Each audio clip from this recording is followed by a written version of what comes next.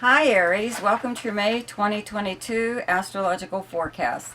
So, obviously, right, the big news for you is Jupiter moves into your sign on the 10th, and Venus is in your sign starting on the 2nd till like the 28th. On the 28th, it moves into Taurus, and Mars moves into your sign on the 24th. Mars, your ruling planet, which will do really well there when it's in your sign. So you have like all this stuff going on is almost as if it were like your birthday. You know, the only thing missing here from here is like the sun, kind of. Whatever. Anyways, you have Venus and Mars and Jupiter all in your sign at one time. There's a couple days there where they're all, together. So, what my advice to you is, if you have a hunch of any kind, follow it. This is kind of like a dumb luck or just fortunate action, okay? In just being in the right place at the right time. So if there were something that you were thinking about doing but you weren't planning on doing it, and it may involve a little risk or involve you putting yourself out there, getting out of your comfort zone or something like that, it's probably a good idea to actually do it, because whatever that is going to work in your favor. Okay, but for now, the sun is in Taurus, okay, up until the 20th. So you have Taurus on your second house of earned income, how you earn your money, your possessions, your valuables, also your personal values, and hidden talents even. So the planet Uranus has been here for a while. It'll still be here for a while, in a few more years. And it has created like unpredictability in your finances, your income. Maybe you are like stuck in a temporary job or something, or just money comes in, money goes out, off and on. But it's like very unpredictable for you. That's what the planet Uranus does. Okay, so you more than likely do something on the side, to bring in extra income, and you're self-employed even, even if you like on the side, or maybe it is like your main source of income. So with the sun here, that's what this is all about, is your focus is on bringing in more money, asking for a raise possibly. Could be one thing, but to me it looks like it's something totally different, totally new, something that you've been wanting to try, while you still have the security of like your a regular job, but there's something that you would like to try on the side, right? Something a little different, kind of risky, whatever.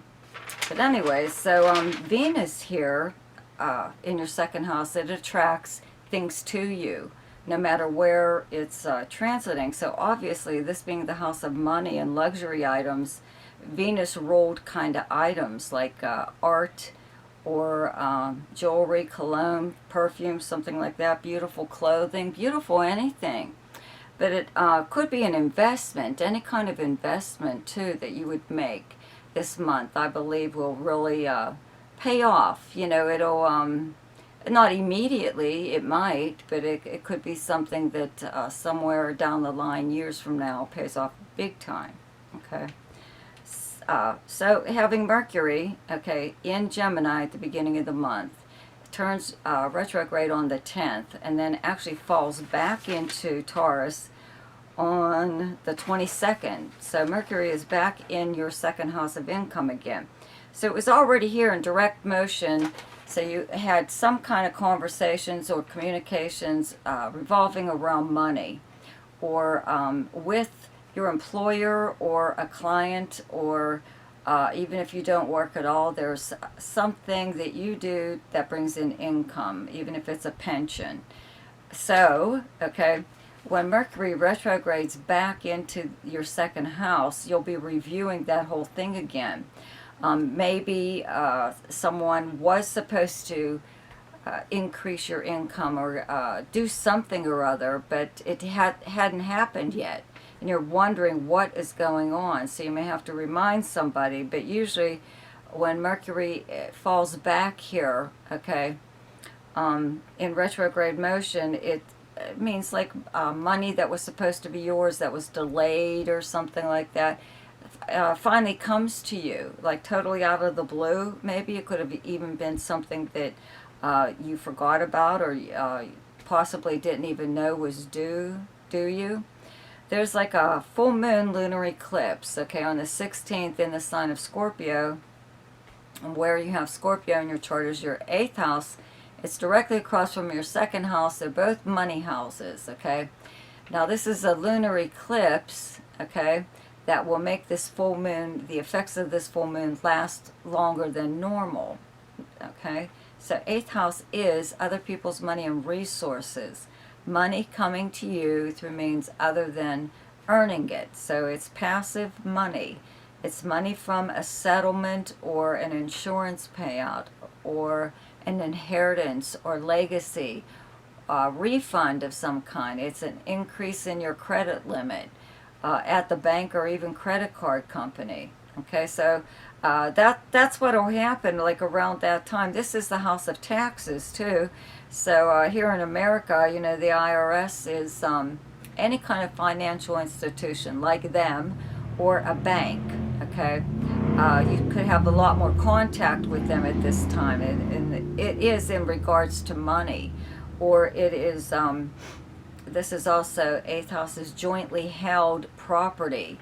So it could be accounts that you have with someone else or credit cards that you have with someone else or even property. Something or other, but the full moon here will bring whatever issue, because this has become possibly an issue, to the surface where it can be dealt with. Okay, it could be an ongoing thing, but you know, there could be money that's yours, you're not getting it, where is it? You know, one of those, the check is in the mail kind of thing. So you'll you'll just keep after whomever it is, you know, that is responsible for the delay, okay? So, well, we'll start with, okay, at the beginning of the month, Mars is in Pisces still, okay, up until the 24th when it moves into your 1st house. And Jupiter is still in Pisces up until the 10th, okay, until that moves in to your 1st house also. And Neptune is still in Pisces in your 12th house where you have the sign of Pisces. So a lot of times before like Jupiter, a planet like Jupiter leaves a zodiac sign to move into the next sign, it does one last gift, you know, or wallop or whatever to the area where it's transiting. Okay, now having Jupiter here in your house of secrets and behind the scenes activities, okay, by you or someone else. This is the subconscious mind. This is the house of charity, even psychic ability, and yours should be like kind of like off the charts just because you have Neptune here, and then you had Jupiter come along, which enhanced that a little bit more.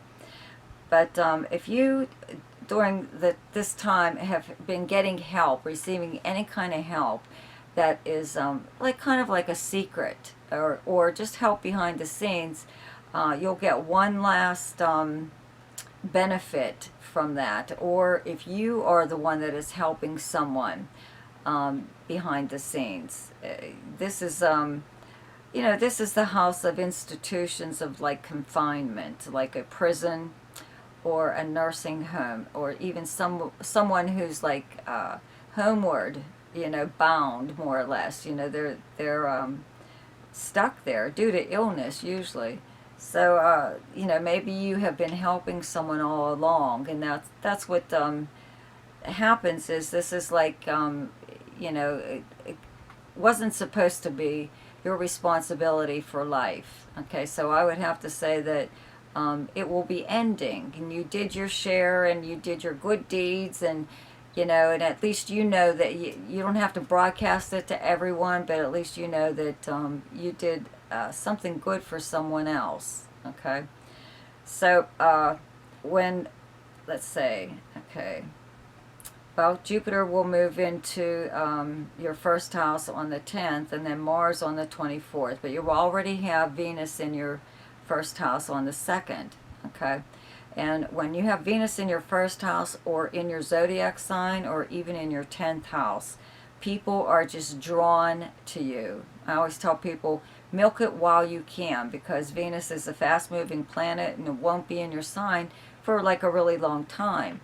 So if you ever needed to speak to someone or approach someone who is very uncooperative, or hard to talk to, or hard to like sway their opinion on whatever, this would be the time to approach someone like that, because you're making a good first impression no matter where you go without even trying. Okay, people sometimes feel they want to go out of their way to do favors for you, or they want to invite you to lunch or drinks at a club, or whatever. They want to do nice little things for you. You could even receive like a belated birthday gift at this time. But obviously, this is the house of romance, so that in that area kind of picks up, but everyone seems to notice how, your physical appearance a lot more than they normally would. So you'll get a lot of compliments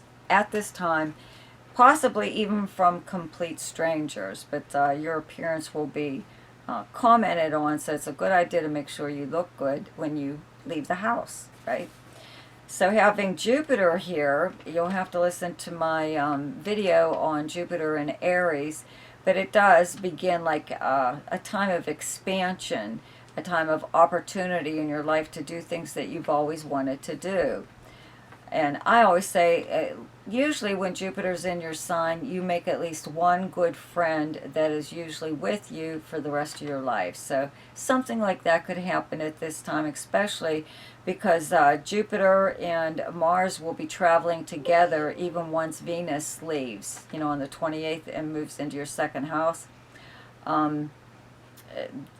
Jupiter and Mars, that just screams like,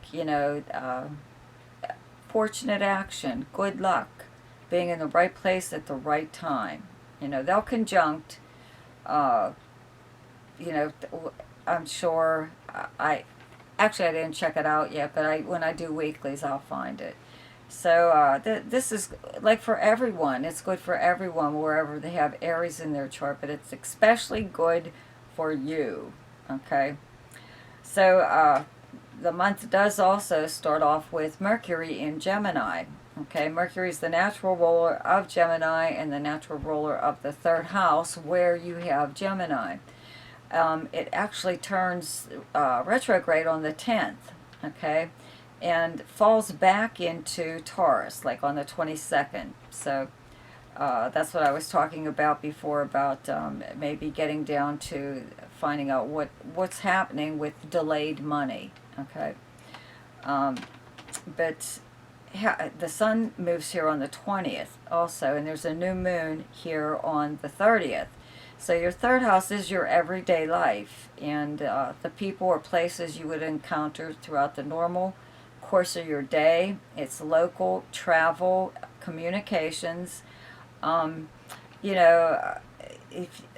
your cell phone starts to act up, like even at the beginning, because a week before Mercury turns retrograde, some people can start to feel it. Don't run out and get a new cell phone, okay? Just it'll probably correct itself when Mercury goes direct, which will be like next month, right? But for now, any kind of communications that you have with anybody, you have to make sure you're especially very, very clear, okay? And I always say, especially if you're giving directions or instructions on anything, because if anything was going to get screwed up in those areas, it will, okay? Usually, as far as travel goes, you have to keep checking on your reservations, make sure you actually have them still, or that the place is open for business even. It's not like a good idea to wing it at this time, you know, just jump in your car and drive off, because um, it just doesn't seem to work out as far as travel plans go. Your car could, you know, break down, or there's too many detours or something like that that takes you way out of your way. Whereas if you would have waited, you know, maybe things would have been a little bit smoother. As far as going back to communications, though, this is the house of regular postal mail, even. So you could have an abundance of mail, even if it's junk mail.